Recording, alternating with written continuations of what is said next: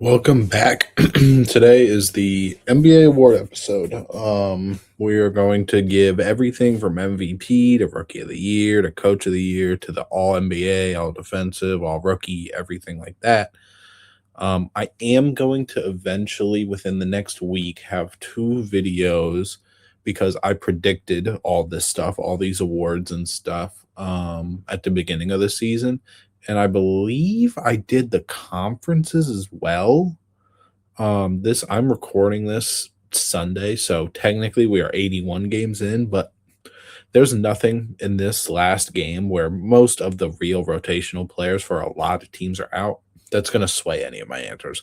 I've got I believe I've got my final ballot here. I might switch some things. I might switch some things as it goes. Um, but yeah, let's um let's do this because some of these are very hard. Some of these are pretty obvious. So let's start off with one of the obvious ones. Let's start off with Defensive Player of the Year. For my Defensive Player of the Year, basically I have first, second, and third. And I will here and there do like not a dark horse necessarily, but like a this guy definitely could be in my top three as well. I won't have that for every award, but for Defensive Player of the Year, just like he said, just like a lot of people have said, probably going to be unanimous. Probably going to be the Defensive Player of the Year for the next however many years, as long as he makes the games played requirement. That is Victor Wembanyama. Victor Wembanyama. Victor Wembanyama is my Defensive Player of the Year. Second is Chet Holmgren, and third is Asar Thompson. Um, I mean, phenomenal season. I mean, Wemby is gonna show up here again at some point in this episode. But he is just the most impactful defensive player on the court. No matter who they're playing, he's the best defensive player on this planet. Chet Holmgren is a guy that he obviously he's not Wemby. He's a guy that probably would have at least one. I mean, could have multiple defensive players of the year if he wasn't playing the same time as Wemby. It's just unfortunate. That's kind of how it's going to be, most likely for a lot of his career, because he's been very good this season. Now, offensively, you could say like there are definitely times offensively where it's like, is Chet Holmgren even on this team? Like, is he even playing tonight? But defensively, that's just not going to change. It's not going to change. I don't even know what the stocks look like. I would assume it's got to be like 2.5 blocks a game and a steal. Maybe 2 on the dot. He averaged basic 1.9 and 0.6 steals. So I was maybe a little overshooting there, but like 2 blocks a game. I would imagine that's 130 blocks this season. The most, or actually not the most, his rookie year, he had 190. So he's one of the best defenders in the league. He's just again gonna have to come in second place for probably a while. Again, unless Wemby is missing a year. And then Asar Thompson, I have said this in the past. I probably said it last year, maybe at the start of this year. Asar Thompson, the gap between the Thompson twins is not as big as it seems, but Amen was on the team, the Rockets, who were the 2 seed last year. They had all the hype. They all had all the recognition. Asar Thompson is not as good offensively, I would say, as Amen is, but defensively, I think Asar might be better. I think he might be better. He's really helped and stepped in as the role of like a guy who he can facilitate and do things like when Cade's either injured, which he had been for a while up until a few games ago, or like just facilitating in general, like just being another guy that can handle the ball and dish things out while Cade's on the bench or hurt. All right. Don't know where we left off. I think we were talking about Asar Thompson and DPOY. I'm not going to give other things for this because it's going to spoil my defensive teams, which we'll get to later. But yeah, so Wemby first, Chet second, Asar Thompson third. I'm just gonna do this to get this out of the way. This is the only award I don't have 3 people for, and it's because it's a relatively new award. I don't really know how to gauge it a ton. Clutch Player of the Year is Shea. It just Shea. Um, I think other people that had consideration that I saw, um, to fit whatever the criteria is, I think it's just clutch points mainly. Like, I believe Jamal Murray was up there. I think Tyrese Maxey. I think Devin Booker would have been if he was healthy. But yeah, Shea's a clutch player there. Um, let's see. Let's do most improved player. I'm gonna start going from third, second, first instead of saying who's my winner first. Um, so third, I've got Nemeas Keita. Keita's jump this year, I think, has been really good. It's more of maybe a little bit more impact than numbers wise. So I just had to show love for him to give him the third one. He averaged this season 10, 8, about a block and a half, a steal. He started every game but one that he played. And that's last season where he only averaged 5 and 4 and not even a block. An increased role. I don't know what per 36 says. If he actually got better, he did not crazy. So, but again, a lot bigger of a role this year. Obviously, not having Porzingis, Horford, other rotational players that aren't even in his position, like Drew. Um, but yeah, I mean, he's third for me. Second, I have Jalen Duren, a guy who is an all star this year, and depending on who you ask, could be an all NBA guy. He went from averaging 12, 10, and a block to basically 20 and 11. Playing only 2 more minutes a game. Again, being an all-star, a lot bigger of a role, being as dominant as he is on the glass. I mean, I don't necessarily like to pick this award for people that are all-star caliber guys, which is kind of why he didn't win. Um, but yeah, I mean, I love what Jalen Duren does. He's shown growth, and he goes from a guy who didn't get one of the rookie extensions last year, like some of his peers did, to now he's gonna have to get paid even more than he would have been paid last year. He's gonna be paid a lot of money now. And then most improved, which I assume is where a lot of people go, Nikhil Alexander Walker. I mean, Nikhil went from a guy that the Timberwolves picked basically Naz Reid and Julius Randle to pay over him to basically probably being a better player than both those guys this year, and definitely Naz Reid. He went from last year averaging 9 points, 3 rebounds, 2 assists to 21 points, 3 rebounds, and about 4 assists in a starting role where they lose Trae Young to Washington. Didn't get much for him. They trade away Porzingis for Kaminga, and he's been as good as ever. I believe he is the first player since CJ McCollum 10 years ago to jump from single digit points to now 20 points in a year, or it's a 10-point jump. It's one of the two. I don't know if it's 10-point though, because I think that's what Norman Powell did the year before. But anyways, Nikhil Alexander Walker's been phenomenal this year. He's made 3 threes a game, almost more than he kind of attempted like 2 or 3 years ago. He's making that a game. He's making that a game, and he's shooting 40% from three basically on 8 attempts. He's still a good defender. He's still getting about a steal and a half a game, which is by far a career high. He's never even averaged over a steal since his second year in the league, which was with New Orleans in 2021. So, Nikhil Alexander Walker is your most improved player for this year. All right, it is several, and I mean several hours later from what you guys just saw. I think all we've done is defensive player of the year, clutch player, and most improved. I believe it was on most improved, Nikhil Alexander Walker. That's what's left on my basketball reference tab. So Perfect. Let's go to sixth man of the year. In third place, I've got Ayo Dosunmu.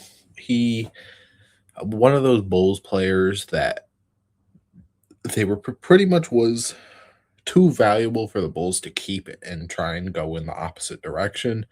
They traded him for Rob Dillingham, which in hindsight's like, okay, young point guard, maybe. But when you have Josh Giddey, who's probably going to be there for a while, who's a guy that needs the ball, how is a 6-foot point guard who can't defend and kind of needs the ball going to pair with a 6'8" point guard who doesn't defend and needs the ball?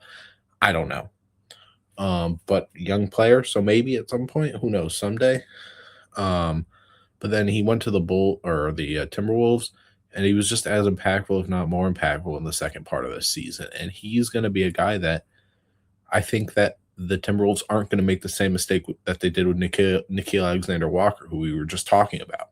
I think they're going to pay Ayo Dosunmu, or I think Ayo Dosunmu is going to be a big market in free agency this year. Not a big market, but like one of those valuable role players that might look at like 20 mil a year, like, you know what I mean, or maybe like 15 mil a year. A similar contract to what Nickeil got, I would say, probably. Second, I have AJ Mitchell. AJ Mitchell, this seemed like his award for a long time. He had a good season. It was kind of his breakout. He was, excuse me, this is his second season. Yeah, second season. He jumped from 6 points to 13. He jumped from 1.5 assists to about 3.5. Again, playing almost 10 more minutes, shooting a lot more, very efficient. I mean, basically 35% from three, which is still not bad. On the best team in the league. Again. You know what I mean? Like, can't go wrong with that. And then my sixth man of the year, Keldon Johnson. Keldon Johnson was a guy that maybe 4 years ago, 5 at this point, he was a 20-point scorer and the leading scorer on the San Antonio Spurs team. Oh, no, 2023. So that was just 3 years ago, the year before Wemby, right? Yeah, the year before Wemby, he was their leading scorer, 22 points per game. Now he, it's actually been 2 seasons since he's even started a game for the Spurs. And when you look at the shots, I mean, not as much as 2023, where he was getting almost 18 shots a game. But in 2024, when he started 27 games, he was getting about 12 shots. Last year, he got 10 shots. This year, he's still getting 10 shots. He's averaging 13 points, 5 rebounds. A great energy guy to come off their bench. He's shooting 36% from three, 52% from the field. You have a guy like Champagnie who starts for them, and then you take out Champagnie, you put in Keldon Johnson, who can put his head down a little and get to the rim, who can do a little bit of that dirty work that fits right in, with Castle, with Wemby, with Carter Bryant, with whoever else you want to put on that floor. And, I mean, again, being pretty much their best bench player, maybe outside Harper, who knows, whatever. One of their best bench players on the second best record in the league. Pretty good. So he is my sixth man of the year. Now we'll do MVP. Third place for me. We were just talking about his teammate, Victor Wembanyama. Is my third in MVP. I mean, 25 points, 11 rebounds. He did not play tonight, and he's at 64 games. Interesting. Well, I assume him and Luka are going to get appeals, maybe.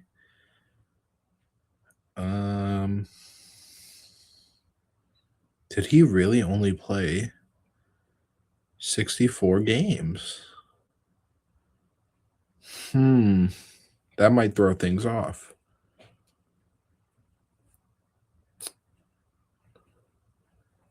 I know, but it says he has met the requirements, right? It says it right below. He's met the requirements for the 65 game thing.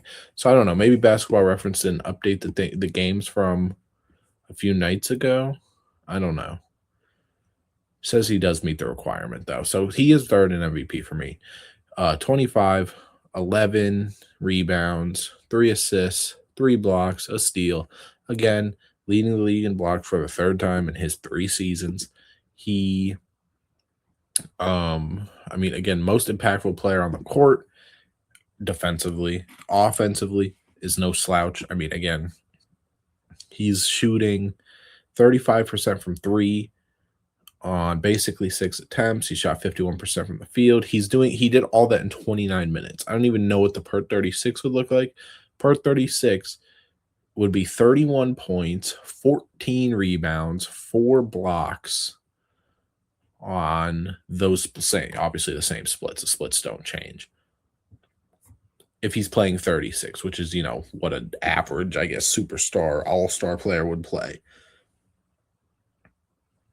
I don't think he would be one. I think people are kind of just hoping for something new and hoping for history, because if he does win, he will be the youngest MVP of all time. He will beat out Derrick Rose's MVP season. And sometimes I think people just want things to happen. Not saying that he doesn't deserve it, but I just don't think he gets it this year. He has a case. He does have a good case, of course. But he's not my MVP. He's third. And MVP, honestly, is pretty difficult this year. I mean, I think they're really even if you counted Cade, who does not make it as of right now, does not make awards because of he's a few games short. There's really 6 players in my mind, right? Yeah, there's 6 players you could make a case for. I'm not saying they would win, but there's legitimately 6 players you can make a case for. Which basically will be my entire all NBA first team and Cade Cunningham, which we, again, of course, we will get to. Second, Nikola Jokic. Nikola Jokic is my second in MVP. He is playing tonight, I believe. I believe I got the notification that I believe Bobby Jones actually said it, that he does qualify because he played tonight. Yep, 23 points in 18 minutes. Wow. But he averaged 28, 13, and 11, shooting 57%, 38% from three, and that is on about 4.5 attempts per game. About a steal and a half per game. He's been a guy that's been at the top of the league in steals multiple times. But again, I truly think when you talk about what this next player, who it's probably obvious now, he's got a case, of course, and I can't argue that case. But in my opinion, the MVP of the league, and my first, is Shai Gilgeous-Alexander. Shai is just he's doing things on teams that we just haven't seen. I mean, when you talk about the efficiency that you're getting from a guard who, I mean, takes a lot of mid-ranges, jump shots, his three-point shooting has gotten better and better every single year of his career, basically. It's his best three-point shooting career since 2022, which was the last year he didn't make an All-Star game. He's at 31.1 points per game, 6.5 assists, a steal and a half per game. And he's shooting 55% from the field, 38%, but he's shooting 60% from 2-point range. And I know we've done this before, but 60% from the 2-point range. If you look at a guy who is not going to make awards this year because of injuries, Giannis Antetokounmpo shoots 64% from 2-point range. What's another guy that doesn't shoot a ton of outside shots? I know we looked at Jalen Duren. I don't know if this is Jalen Duren shoots 65%. Who else, man? There's got to be another Um, there's got to be another case that like fits with what I'm about to say. All right, perfect. A good instance. Now, not great because he didn't play a ton of games this season compared to because he was hurt and then he got shut down because he got traded. But like Zubac this season from 2 point range shot just under 60%. Zubac does not shoot threes. I don't even know how many threes Zubac has attempted. He's attempted 12 threes in his career and made one. He hasn't attempted a three in like 4 years almost. Oh no, it's been more than that. He hasn't attempted a three since 2021. Actually, no, he might have attempted one in 2023. But the thing is, 60%. He is literally in the range of centers with what he's doing from inside the arc. I mean, yeah, and it's crazy. This year he led the league in free throws made, not free throws attempted. So let's relax a little. But again, I think people are again like what I was saying with Wemby. I think people are already getting sick of Shea winning MVP, which again, this would only be his second in a row. People, it happens with Jokic, it happens with LeBron, it happens with who it happens eventually. But this is the season. This season, Shea has been the best player in the entire world. Now, I've said on my Twitter, I've said on everything, MVP does not mean it goes to the best player in the league. Sometimes it can, of course. But last season, for about 4 or 5 seasons, Jokic has been the best player in the league. Shea was the best player in the league this year. He was the best player in the league this year. Over Jokic, again, Jokic second, probably. And even if you do think Jokic is, I'm not going to fault you for saying that, of course. But Shea Gilgeous-Alexander has been the best player in the league. Again, he doesn't have to play in fourth quarters a ton. He's had to play in a little bit more this year because the OKC had a little bit of a, they weren't as necessarily as dominant as last season, if you will say. I mean, are they playing? They played today. Everyone played today. They lost to Phoenix. So 64 wins. 64 wins. They had 68 last year. At the beginning of the year, I know I have a video on it. They were looking to like they could beat the 73-9 Warriors.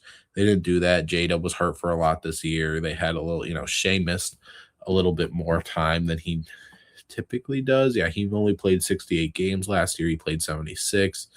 He hasn't played 68 or less games since 2023. It's his 4th straight year averaging 30. And again, he's been the best player in the league. And of course, people are going to say, Luka, like MVP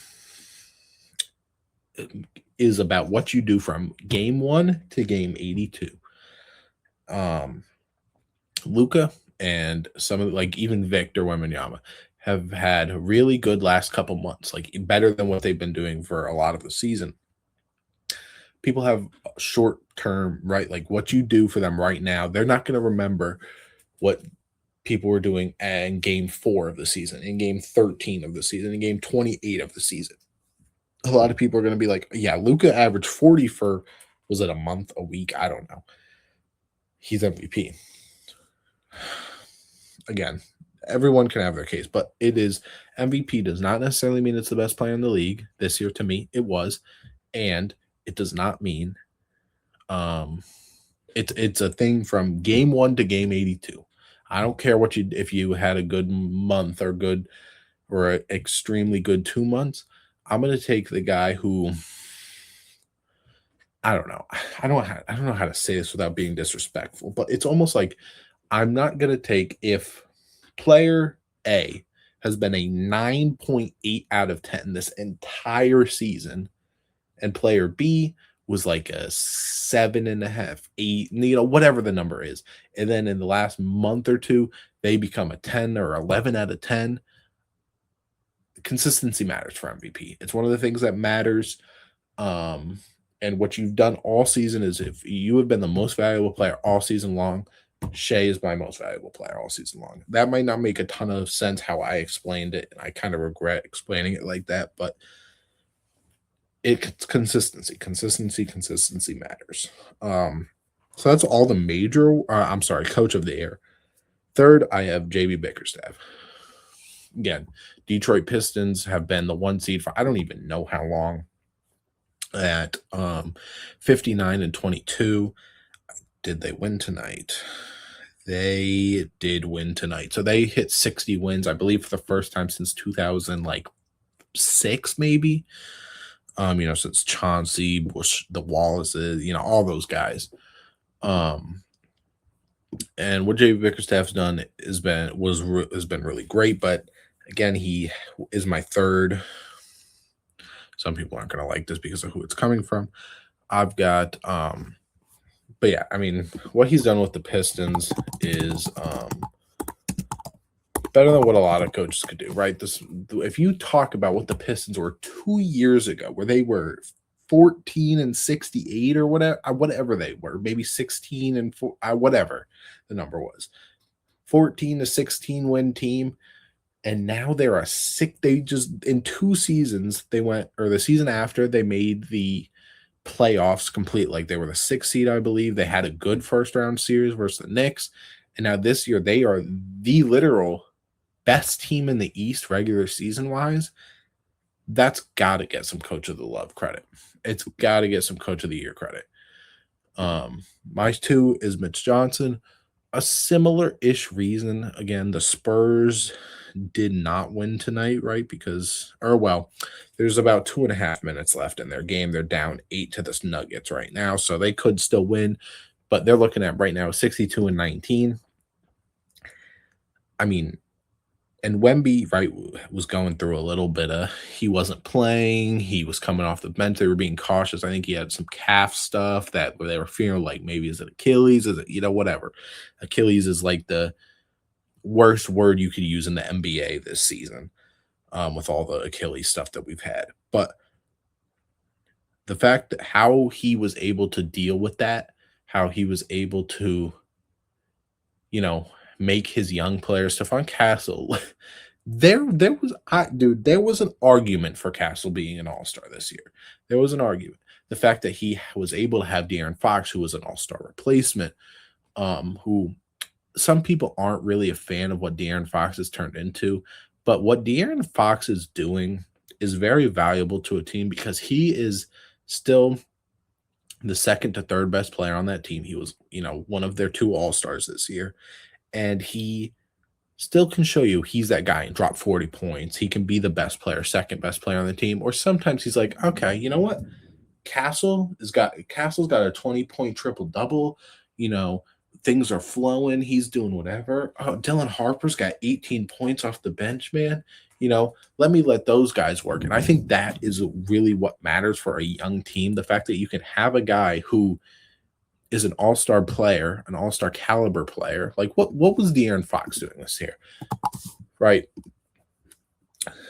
He 18-6, right? Maybe not De'Aaron Fox numbers. De'Aaron Fox has had numbers where he was averaging 26-5, 25-7. He's got multiple years being one of the better point guards in the league, and he still is. But he plays 71 games this year after coming off a little bit of a rough year with the whole hand stuff last year.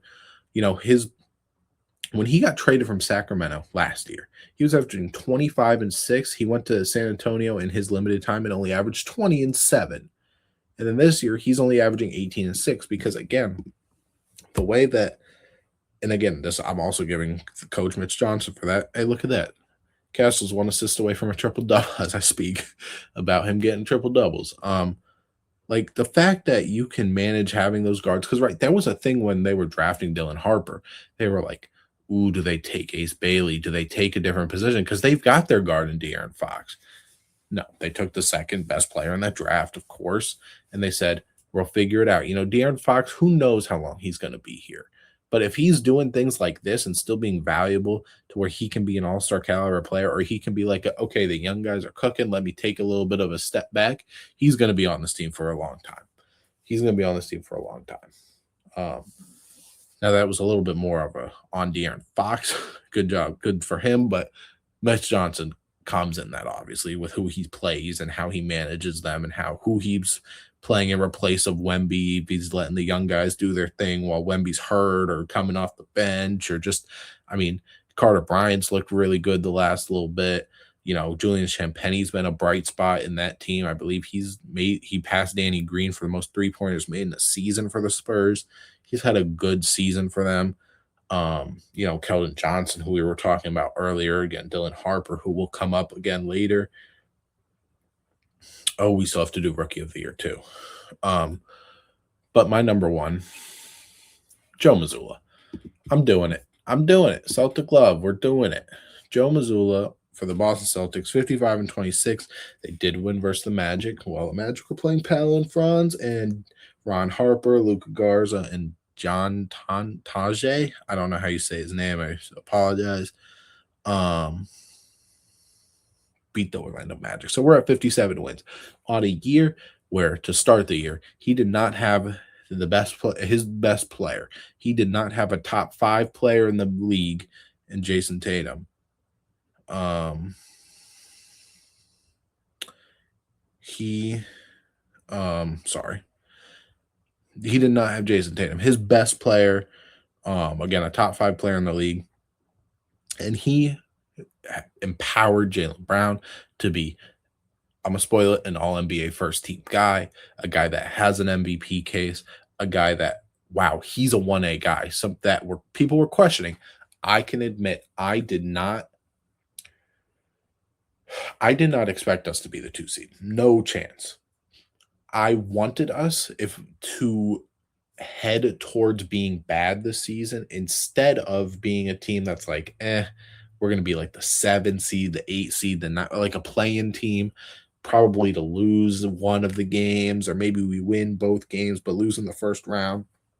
I was more on the side of what I wanted, because I didn't think we were going to be this good. I just didn't think, after losing so many valuable guys like Drew, like Porzingis, like Horford, like Cornette, like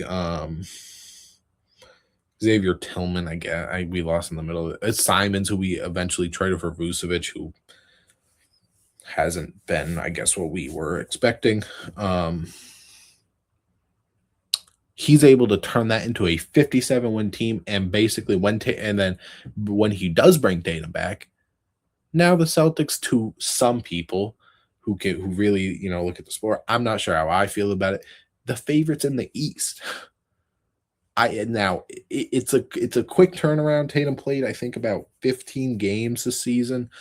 After he does come back, and it started off really rocky, it got a little better. His efficiency's been all over the place for sure, but the fact that he was able to convert this team to a team that, like, some people didn't think we were even gonna make the play-in. And again, I was like, okay, if we don't make the play-in, that's fine. We have our own first-round pick this year. We'll be able to hopefully use it, get maybe a higher pick, and then we come back and we got Tatum, we got Brown, and we got whatever pick we got. I was like, okay. But I did not think we were going to be hosting a first-round playoff matchup with the possibility of hosting 2 first-round or 2 playoff rounds, between the first and the second round. I didn't think that was going to happen. No chance. So I'm giving it to Joe Mazzulla. Rookie of the Year. I mean, maybe the hardest award. Maybe the hardest award ever. And I am completely on the side. And I don't think this has happened since, like, was it Elton Brand and someone? I know Jason Kidd and Grant Hill did it. Share the MVP or the Rookie of the Year, Rookie MVP, whatever you want to call it, gets shared. Conconnable and Cooper Flag really have, like, there is such a case to do it, man. There's such a case. And I know but I'm not going to cop out and take that answer, even though that's what I would put my answer as. The last 2 weeks of this season, I think, sealed it for a lot of people. And sadly, I have to agree with them and have to pick Cooper Flag as the Rookie of the Year, with Conconnable being second and VJ Edgecombe being third. The way that I was watching numbers on the board, and they explained it perfect. I think it was Kenny. It was either Kenny or Pierre explained it perfectly. It was like, do you take the case of Conconnable, a guy that is, again, still one of the best rookies in the class as of today, who is on a competent-ish team, a more competent team than Cooper Flag, who we'll get to, and is having the impact of getting his team to a play-in, not necessarily being the number one guy there. Some nights he is. Or do you take the guy who's the number one every night, who's doing everything for that team, but they're just still not good? Compared it to Chet versus Wemby, right? Chet had an incredible rookie season, but he wasn't the best guy on that team. He was, in a little bit of a lesser role, still to put up really good numbers, but you had the number one pick in Victor Wembanyama, who was putting up ridiculous numbers, but on an even worse team. And Rookie of the Year is one of those things. Record for your team does not matter, not one bit.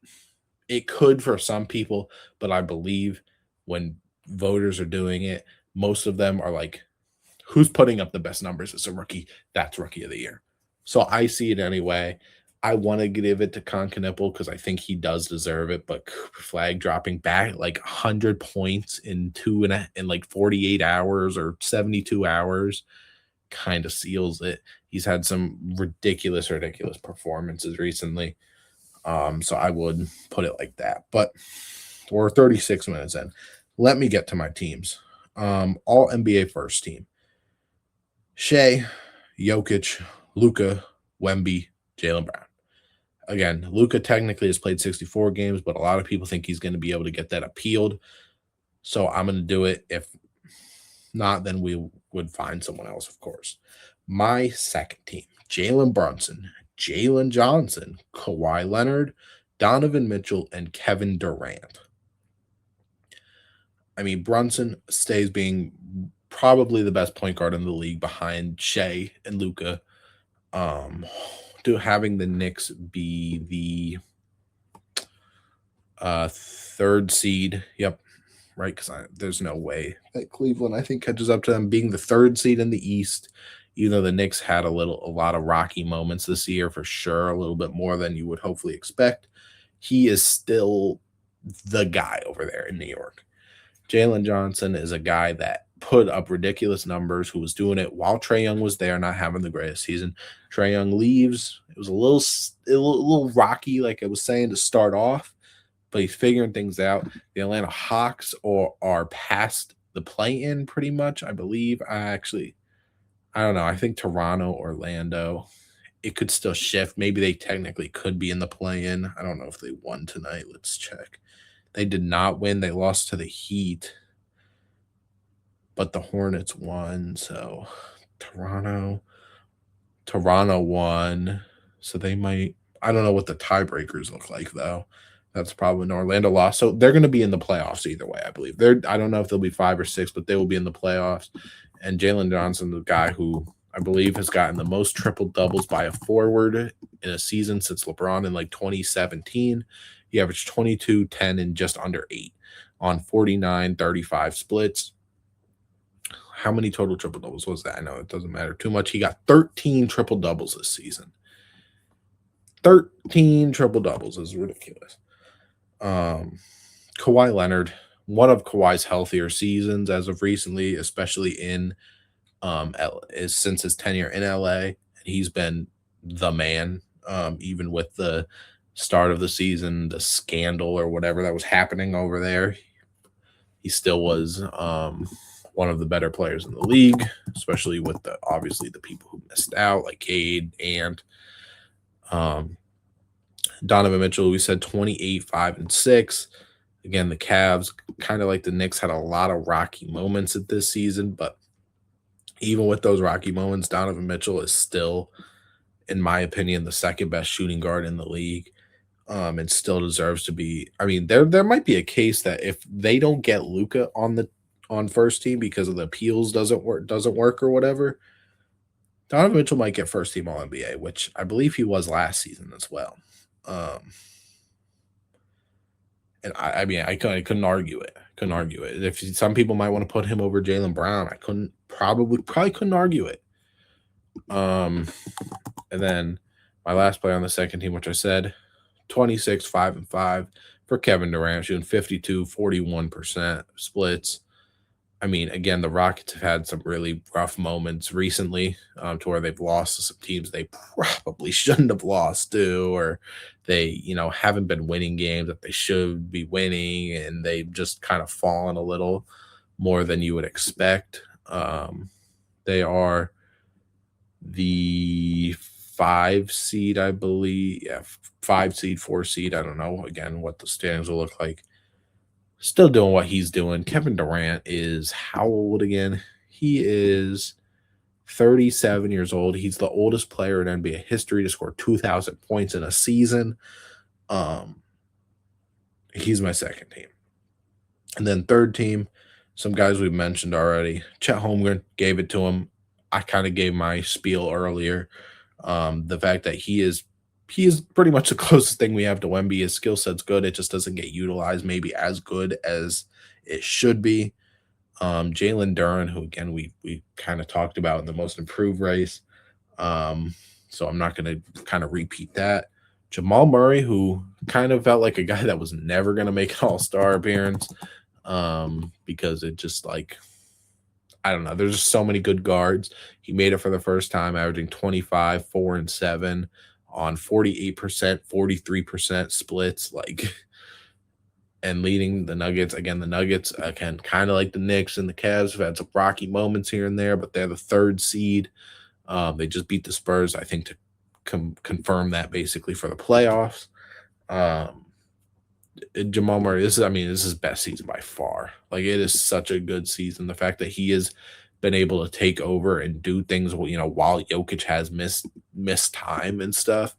Again, I think is really what you look for. And again, when you talk about duos in the league, there's not many you can name over Jamal Murray and Nikola Jokic, especially after taking this jump. Tyrese Maxey, again, I believe he's got a kind of a similar argument than what Jamal Murray has, averaging 28, 4, and 7, basically, on 46%, 37% from 3. Again, Sixers start off pretty damn good. In the early parts of the season, he played the most minutes per game out of anybody this season. Again, has been an all-star for his he didn't make it last year. It's his second time making an all-star game. Tyrese Maxey, again, has shown that he can be the number one guy while Joel Embiid's not there, going through injuries. While Paul George is getting suspended for 25 games, while VJ Edgecombe is having some historic rookie numbers to start the year. Tyrese Maxey's done that. And then, honestly, James Harden is my last guy.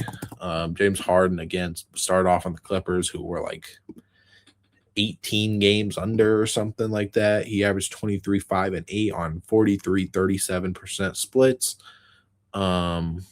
which I feel like, I don't know, he's shot pretty good from the 3, actually, before.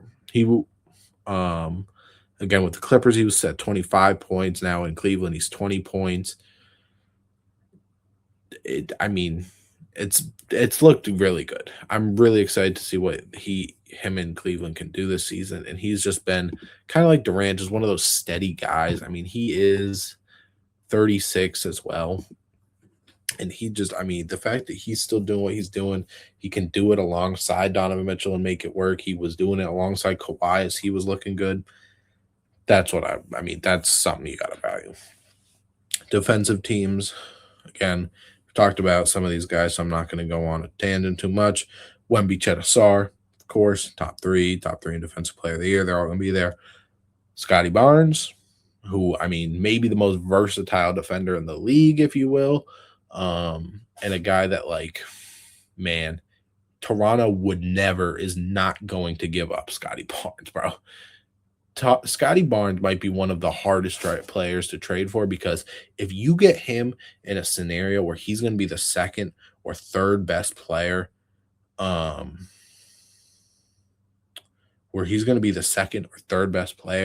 and he can fit into a good defensive system and do whatever. The Toronto Raptors have looked pretty damn good this season too, after I was a little skeptical. They are, I think they're the 5th or 6th seed as well. They're going to miss the play-in. Good for them. Have a playoff series for sure. Scotty Barnes, man, is just one of the most versatile defenders in the league, and he can pretty much guard and play whatever position you need him to play. And then last player on defensive team, we're getting twin in here. Amen Thompson's going to be there with Asar. I have to give it to him. Amen and Asar Thompson really could be on defensive first team for the next decade, bro. Him, Asar, Amen, Wemby, and Chet could be on all defensive first team as long as they're healthy. Those four could be locks on defensive first team for the next however many years. And it's kind of ridiculous that we are getting that many amazing and elite defenders, and they're twin brothers and they're athletic. Like it just they've got it all.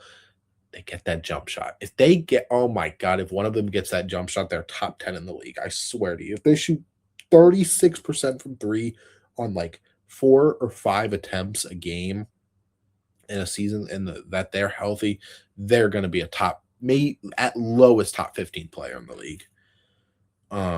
Defensive second team, Rudy Gobert, still one of the most elite shot blockers. People aren't going to go to the rim, just like they're not going to go to the rim when they see Wemby or Chet. Rudy Gobert is still there. Donovan Clingan, who he's getting there, man. Donovan Clingan is getting there, and honestly has a case for most improved player as well this season. Bam Adebayo, another one of the most versatile defenders in the league. Derek White, one of the best shot blocking guards of all time, but definitely in the league. And then Stephon Castle, who is maybe the best superstar defender in the league. Go look. I don't have the numbers. Go look up the numbers when he's guarding a Kevin Durant, when he's guarding a Kawhi Leonard. Go look up the numbers and come back to this video. And you guys are lucky he's not on first team. Rookie teams. Cooper Flag, Con Knipple, VJ Edgecombe. Cedric Coward, who was looking like rookie of the who was looking like one of the rookies of the year for a good part of this season, if we're being honest. The way he started off the season, yeah, he was the rookie of the year. I don't know. He's 13 and 6 and 3. 3-point shooting is sub 34%, but it's okay. And then Dylan Harper, who again, when you start off the season, it's like, where is he going to fit? He's doing his own thing, which is looking good, but how's he going to fit in the team? And again, rookie team doesn't matter for how you fit in the team or how good your team is. Like, it does matter for a defensive team and all NBA. But Dylan Harper was still one of the best rookies in the class, man. One of the best rookies in the class. And he's getting that last first team rookie spot. The second team was hard because there were 6 guys I was debating between, and the guy I left off, I just got the notification of the game he just had, and I feel horrible for leaving him off. Maxime Reynaud for the Kings, who has looked very good, and I don't know what the Kings are going to do when Sabonis is healthy next year, because, like, are you going to start the guy who's been a multiple-time All-Star and kind of a guy that you've sort of run your offense around, which I hope they start to step away from some of those guys like the Bulls have needed to do for years? Or you start the guy who, some people might have Reynaud on first team over like Cedric Coward or Dylan Harper. Trey Johnson, who, bucket. You talk about he's going to be the scorer for that team in a couple of years. He kind of already is. Jeremiah Fears, who just had a very good game. 36, 10, and 5. Colin Murray Boyles, who defensively, you're putting him alongside Scotty Barnes. Hopefully he doesn't have to play the center as much next year. Going to be a very scary duo, and he's looked better as the season has gone on. And then Ace Bailey. Again, maybe the start of the season wasn't what you thought. He kind of wasn't as efficient, but the way he's played in the second half of the season and most of the season after that, he's one of the best rookies on the year. The guy that I would switch out either Ace Bailey or Trey Johnson for, Jeremiah Fears' teammate, Derek Queen. He just had 30 points and 22 rebounds. He shot 11 for 28. 30 points, 22 rebounds. Now, it is marked April basketball, but I believe most assists by a center this century. He kind of has had some moments recently. But I mean, he was putting up some crazy, crazy stat lines this year. Like if I'm scrolling through like 22, 9, and 7 on January 30th. Um, what else? We got 14, 16, and 12 on January 9th. We've got 21 and 11 on December 27th. Like some of the moments for Derek Queen were really high. 33 and 10 on 73% from the field against Wemby and the Spurs on December 8th. But against some of these games, like 2 points, 3 rebounds. And he's got those sprinkled all throughout the season. I could have put him on. I could have. But that was my awards. We will probably again be reacting to my predictions in a few days. But yeah, let me know what you disagree with, what you agree with. Did I do an okay job? I miss out on some people. Let me know. Remember, there is an award, there is a game set minimum for damn near every single one of these awards. I think the only one it doesn't matter for is Rookie of the Year and rookie teams. I believe that's the only thing 65 game minimum does not matter for. Tell me what you guys think. So basically, again, real quick, my major awards: MVP Shea, Defensive Player of the Year Wemby, Most Improved Player Nickeil Alexander-Walker, Sixth Man of the Year Keldon Johnson, Clutch Player Shea, Rookie of the Year Cooper Flagg. But I wouldn't be mad for Cooper and Con sharing it. And then Coach of the Year Joe Mazzulla. And then teams, again, we just went over. So thank you for watching. Remember to like, comment, subscribe, come back for more.